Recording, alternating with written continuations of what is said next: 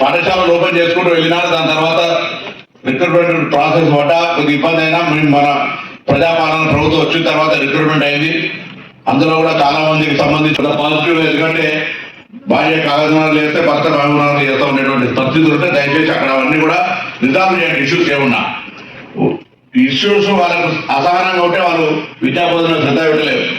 పారదర్శకంగా మీకు మీరే ఎక్కడ ఇంటి పక్కనే స్కూల్ ఉండాలని ఆలోచనలు కూడా చాలా మంది. డెఫినెట్లీ నేను వారికి మీ ముందే చెప్తా ఉన్నాను, ఎక్కడ కూడా ఎవరిని ఇబ్బంది పెట్టాలి, ఇబ్బంది పెట్టి పని తీసుకోవాలనుకుంటలేము. మీరు సంతోషంగా ఉండాలి.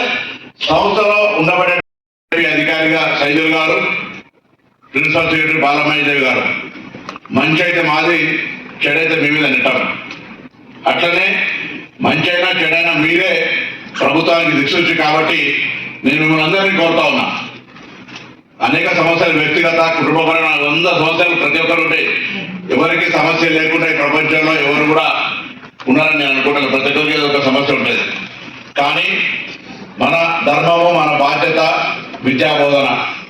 విద్యాబోధన అంటే ఒక చదువుకు సంబంధించిందే కాక ఇతరాత్ర కార్యక్రమాలు. మనం టాలెంట్ టెస్ట్ పెడతా ఉన్నాం, లేదా వాళ్ళ దగ్గర క్రీడలకు సంబంధించి ప్రోత్సహించే ప్రయత్నం చేస్తా ఉన్నాం, సైన్స్కు సంబంధించి ఎంకరేజ్ చేసే ప్రయత్నం చేస్తా ఉన్నాం, కల్చర్లతో పాటుగా లిటరీ అనేక రకాలుగా వాళ్ళ లోపల టాలెంట్ చేసే ప్రయత్నం చేస్తా ఉన్నాం. ఈరోజు మన దగ్గర ఉన్నటువంటి 327 విద్యా సంస్థల్లో జిల్లాకు సంబంధించినటువంటి దానంతా కూడా రివ్యూ చేసుకుందాం.